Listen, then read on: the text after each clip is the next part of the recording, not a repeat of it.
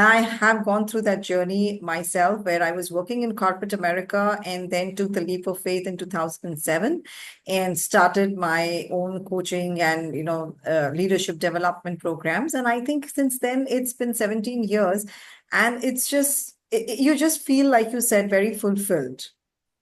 Mm. Absolutely. And I think it comes down to what you're doing, but also the people that you're serving. Yeah. And when you serve a client, and in your world, when you help an executive leader go from sort of one mindset and thinking things about one way, and then they expand into all sorts of things. They're building their businesses, they're creating jobs, they're making more money. It's and serving their local community, or if they're large CEOs, then they are being even more impactful. So when you see Yeah. that as an advisor and you've impacted that business, the results speak for themselves, but it gives you a deep set of satisfaction that you're Mm, kind of good at what you do, and you kind of know what you're doing, and you yeah, can help more people. And I think that's, absolutely. and it's off your own back and on your own name, and it's very fulfilling. Yeah, it's like a trust that you build. And earlier when we were speaking, you were also mentioned last time, starting small and thinking big. And you've Mm. spoken about that when you and I were just having a call. How do you embrace that in your own business? What does it mean when you say starting small and thinking big? So the journey of entrepreneurship can be quite overwhelming, because a lot of the people that we see maybe on social media, or we read about in biographies, and and see on TV shows, you're seeing them quite an advanced way through their journey. A lot of people cite Elon Musk, Bill Gates, Warren Buffett. These guys all spent decades building their business, and we only see them now um, Yeah, I mean, with there's their no success. overnight success for them, for anyone for Absolutely. that matter, Oh, unless you're winning a absolutely. lottery and then you get an overnight success. And even then, I mean, it's amazing. Actually, just a slight sidebar. Where I was working at Grant Thornton, where I trained as an accountant, in the UK, when you win a sizable amount from the lottery, I can't remember what the cutoff is, but you get put forward to a panel of advisors, and Grant Thornton was on that panel. So you get sort of a wealth manager, an accountant, tax Whoa. advisor to help you. So if you've won £100 million, you don't just sit there; you get Yeah, people to advise you. But I slightly yeah. digress. But it's interesting. I did work with some of those clients. No, it is, and, Uh, and and to be honest, I have never met somebody who has in reality. I mean, come on, I've seen them in the US news channels and all, but I've never met in reality somebody who has actually won a lottery and got an overnight success. As yeah, opposed to, like you said, you've seen those clients. absolutely. And going back to sort of the entrepreneurial journey, you and I Mm, both know, working with our clients and in our own experience, you never get that. It's the time that you take to build a skill set, win mm, your first client, win your 10th client, win your 100th client, win your 1,000th client. But those things don't happen over in day one. So yeah. um, the reason why I say sort of think small is to try to get over that sort of overwhelming visibility that we see in the entrepreneurial journey of all the people that have had success, and bring it all the way back down to, well, what does that mean for you? What's the first step Mhm. you can take?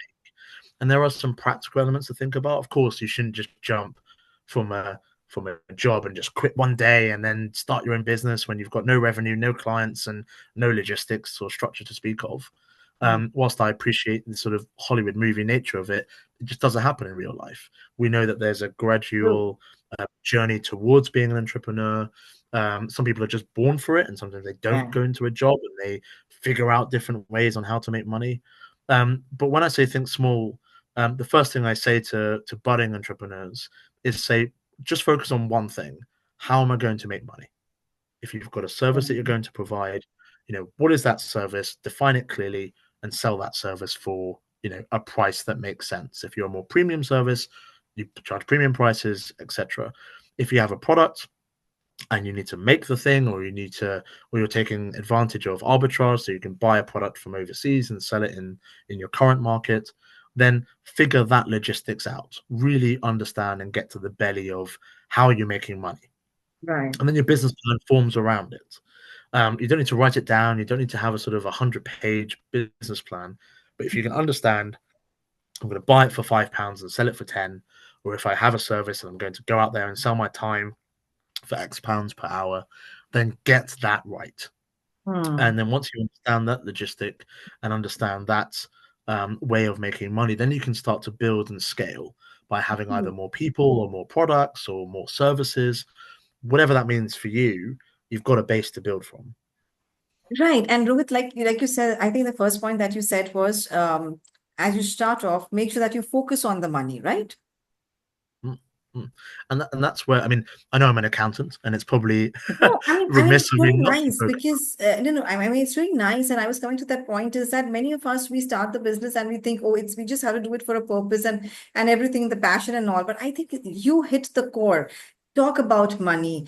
Say to yourself that you have to focus on the money because you have to have a bottom line. You have to have a top line. You have to make sure that you're earning through a purpose, through a passion that you are fulfilling. But a lot of us we don't even mention about the money, right? We shy away from talking about it. So I'm really glad that you made that statement and you said it is very important.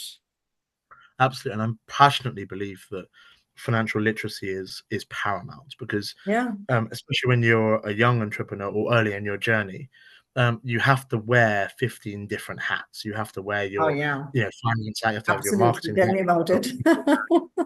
And you and even when you're 17 years into a journey, I'm 4.5 years into mine. You still wear multiple hats. Yeah, yeah, I know. I mean, And the it's hats just difficult. change, that's what I feel. Yeah, and Some hats sometimes they go get away to your teams and you just take up new ones. absolutely. So financial literacy is fundamental because that's the lifeline of your business. If you don't have cash flow coming through, if you don't have some cash reserves in the bank, Right, if you don't know how you're going to make money, it doesn't matter you have a great mission statement or a great purpose, right. or you're fulfilling your passion.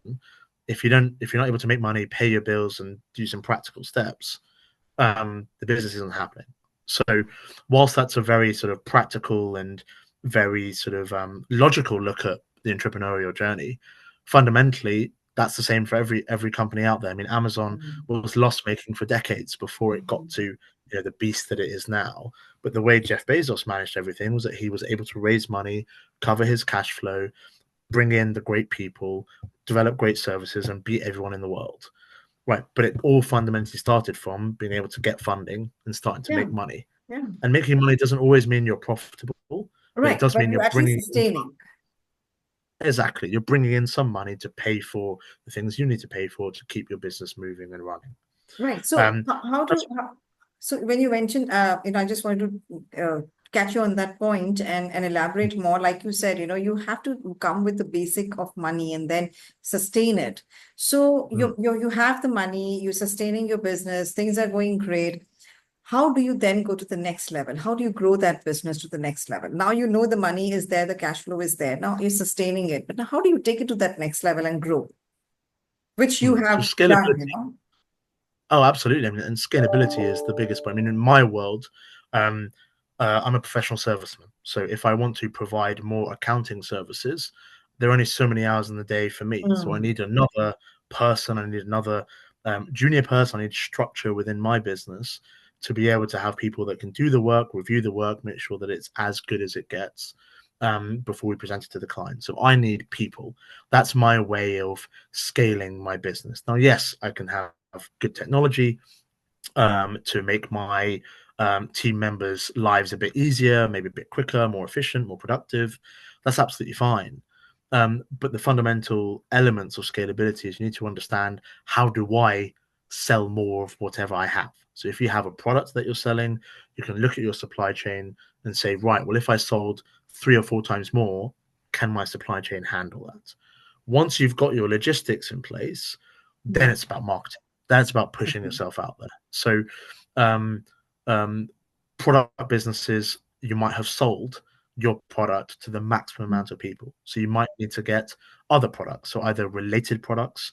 A phone is a great example because you've got the phone itself, then you've got the accessories, you've got the chargers, you've got the cases, you've got keyboards, other things that you can tack on as accessories. Same with your laptop. You've got your laptop, then you've got your mouse, then you've got the case for it, you've got a bag that you put it in. So, one entity, you can sell your product and tangential products, Okay.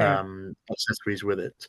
If you've got a service, then you could expand the service, or you can make your service more premium.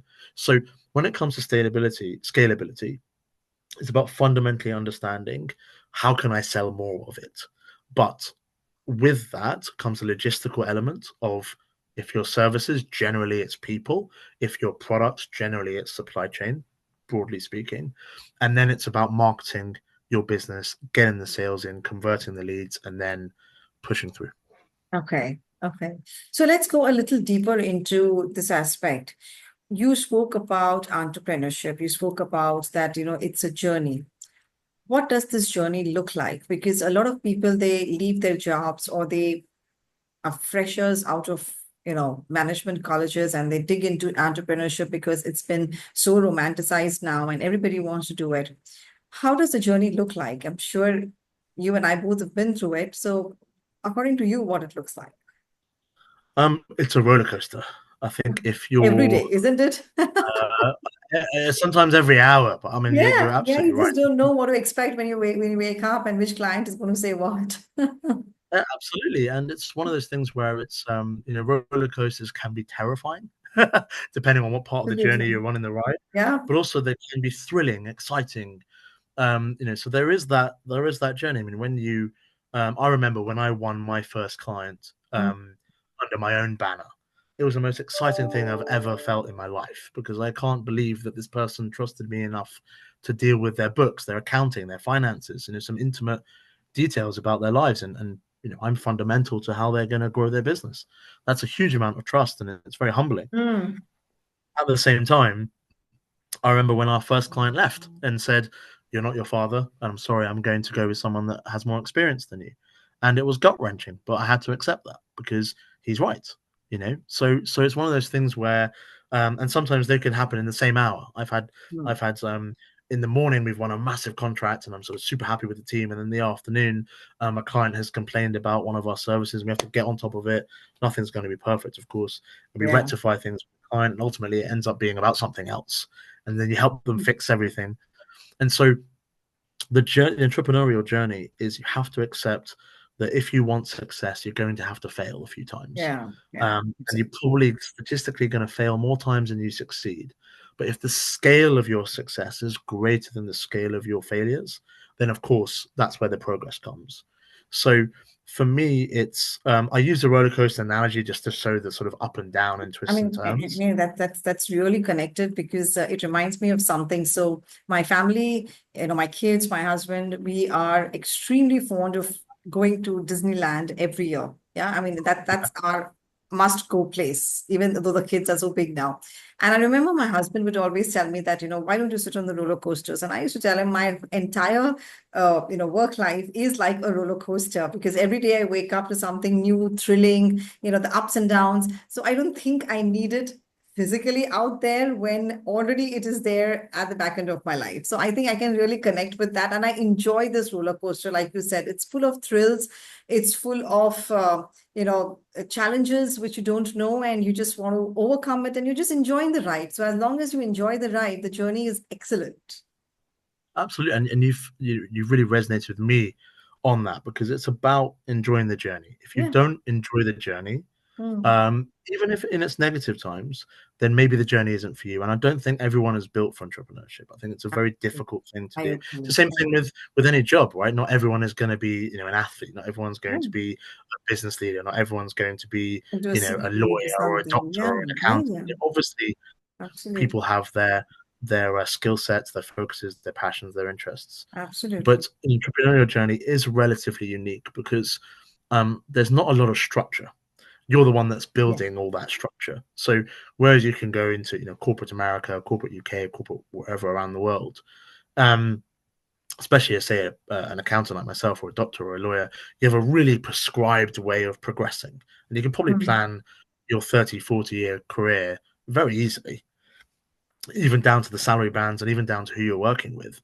It's that prescribed. Mm. So there's an element of certainty, there's an element of Yeah. progress, there's nice titles, you get to feel like you are progressing in life. um with And entrepreneurship, one year you might have a fantastic client that comes through. It might be a one-off project. Your profits might have doubled. You're really happy. You hire some more people. You think it's going to last forever. And then the next year, it doesn't happen. And that client falls away, or something Yeah. else happens, or something like COVID happens and knocks your business for Yeah. six. And And, maybe that is and why you've it got to brings manage. us, it just makes us more spiritual. It makes us, more calmer and meditative when these things happen. Mm. It's amazing because Yeah. there's you understand yourself a lot more throughout that journey. And one of the things I've understood is that when the pressure does build and there is something significant, could be a cash flow point, could be a client point, could be a people point, whatever. As a business owner, you become very good at handling that level of stress and that level of challenge. Yes. And the more challenges you can come across and deal with and experience, that's also part of your progress. Yeah. But Yeah, because if you don't go through those challenges, and you don't experience a cash flow point, if you work for a mm, huge business, a huge accounting firm, let's say, it's very rarely they're going to have a cash flow issue, that you're not yeah, going to get paid at the end of the month. But you and I both know we've had clients where they'll talk about cash flow at the end of the month. They can't pay their staff. There's a week to go. Where am I going to get the money from? Do I go to a bank to get a loan? Do I push some of my clients to pay me quicker? But that could damage the relationship. Do I maybe think about my overheads and maybe fire some staff because maybe they're not performing? These are all really difficult, decisions to make, not only logistically but also emotionally. Um, but once you fired your first person, and you go through that process, then it's easier to fire the second one and then the third one. Same with hiring. Once you've hired your first person, yeah, it's easier. And so the roller coaster ride and analogy is so fundamental, because what I don't want people to go into the entrepreneurial journey thinking is that it's going to be amazing all the time and I've got my purpose and yeah. everything's perfect. Not, It's not, and things will change even throughout the year, even throughout the month, even throughout the week sometimes. And so absolutely. you've got to be adaptable. You've got to understand and prepare yourself emotionally that things are going to be great one day and not so great the other day. Exactly. But as long as you're generally progressing, and as long as you generally feel like you're doing things that's fulfilling you, as long as you've got a smile on your face most days, then do you know what? That's a pretty good thing. Yeah, absolutely. You made true. You made it true. But like you talk about the journey, you spoke about, what it really takes to get there. Tell me at least some of the maybe two difficult decisions that entrepreneurs have to make on this journey. Yeah. So the first and the biggest one is that how do you hire your first person, or who do I hire? And it's the biggest one because that's where, for most entrepreneurial journeys, most people tend to start on their own, or they might have one business partner with them, or solopreneurs is the kind of crazy term that we use in the UK. I don't know if that's global. Um, but out of the 5.5 million SMEs in the UK, 60% of them are solo entrepreneurs. So clearly there's a barrier there between those that are able to run their businesses by themselves and feel productive and maybe earn enough money to sustain a lifestyle. But if they really want to grow their business and go to the next level, you need to leverage other people's efforts, knowledge, expertise. They might not necessarily be employees of the business, but there will be people that advise you and help you and support you. So Okay. I always look at that first person. Who are you going to hire to help you with your business? Now, it could be an admin person just to take off some small bits off your plate. It could Mm, be another person to help you build the business and a bit of business development. It could be, if you're a professional service person, it could be another lawyer, another accountant, another dentist, another doctor, whatever it is. But those things have an expense. They have a weight on your cash flow. There's a risk level to it. So some entrepreneurs can take that level of stress and risk and hire that first person, then the second person, then the 10th person, and then ultimately grow. mm, And some mm, can't. And so often I find in people's entrepreneurial journey, having that first person with them mm, is a big differentiator. The next level is around, um, either I can define it as a level of revenue, or I can define it as a level of profits. But generally, as you go through your journey, and that level will be different for everyone, but there will be a crux point. In the UK, it's about £3 million worth of revenue, which is a very sizable business. You're going to have tens of employees, irrespective of your structure.